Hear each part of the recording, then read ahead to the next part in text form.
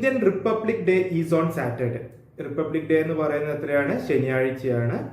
അങ്ങനെയാണെങ്കിൽ നമുക്ക് 1 ജാനുവരി എന്ന് പറയുന്നത്, ആ കൊല്ലത്തെ 1 ജാനുവരി എന്ന് പറയുന്ന ദിവസം ഏതായിരിക്കുമെന്നാണ് നോക്കേണ്ടത്. അപ്പൊ നമുക്ക് ആ വീക്കെൻഡ്സ് കറക്റ്റ് ആയിട്ടൊന്ന് എഴുതാം. Sunday, Monday, Tuesday, Wednesday, Thursday and Friday. Republic day എന്ന് പറഞ്ഞാൽ എത്രയാണ്? 26 ആണ് അല്ലെ? 26 ജാനുവരി 26 ആണ് ഇന്ത്യയുടെ റിപ്പബ്ലിക് ഡേ ആയിട്ട് പറയുന്നത്. അങ്ങനെയാണെങ്കിൽ 26 7 അല്ലേ?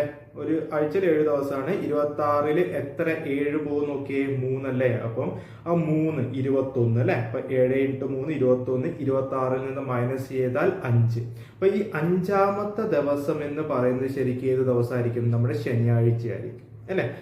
ബാക്കോട്ടേക്ക് ഒന്ന് എഴുതി നോക്കിയാൽ മതി. 4 അല്ലെ? വെള്ളിയാഴ്ച എന്ന് പറയുമ്പോൾ എത്രയായിരിക്കും? 4-ാം തീയതിയാണ്.